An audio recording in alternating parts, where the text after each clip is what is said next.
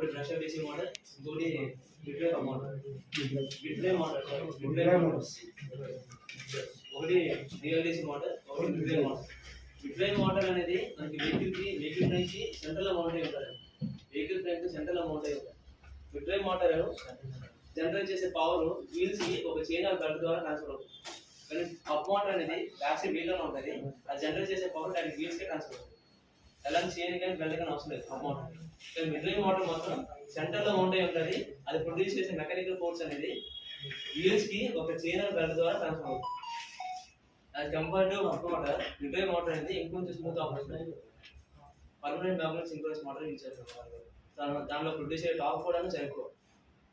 Up మోటార్తో compare చేస్తే బిట్వే motor produce చేసే top కూడా చాలా ఎక్కువ. సేఫ్టీ అదే ఉంటుంది సార్.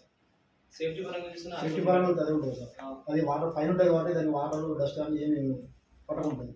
ఇది వాటర్లో అటు ఇటు తిరుగుతాయి కాబట్టి దీనికి అది అంటే సెంటర్ నుంచి అంటే ఉంటాయి కాబట్టి కొంచెం బేస్ నుంచి డౌన్ మన ఫ్లోర్ నుంచి కొంచెం హైట్ లో ఉంటుంది. వీల్ సెంటర్ లో ఫ్రేమ్ అయి ఉంటుంది కాబట్టి మనకి వాటర్ అనేది దాంట్లో కంటే ఛాన్స్ ఇంకా తక్కువ ఉంటుంది. ఛాన్స్ అంటే మన వాటర్ లో రన్ అవుతున్నప్పుడు ఆ వాటర్ అనేది వాటర్ లోకి వెళ్ళే ఛాన్స్ తక్కువ ఉంటుంది. కానీ బిట్వే మోటార్ అనేది సెంటర్ నుంచి వీల్లోనే ఉంటుంది కాబట్టి వాటర్ లో వెళ్తే మాత్రం మనకి మోటార్లోకి అంటే ఛాన్స్ ఉంది. కానీ తక్కువ ఛాన్స్ ఉంది కదంటే వెళ్తుందని కాదు. మన అప్ మోటార్ కూడా 67 రేటెడ్ వాటర్ అంటే అనేది ఉండదు. కానీ వేరే కేసెస్ లో ఎంటర్ అయ్యే ఛాన్స్ ఉంది. ఒకవేళ మ్యానుఫ్యాక్చరింగ్ డిఫెక్ట్ అవ్వడం వల్ల ఏదైనా ప్రాబ్లమ్ వస్తే అప్పుడు ఎంటర్ అయ్యే ఛాన్స్ ఉంది.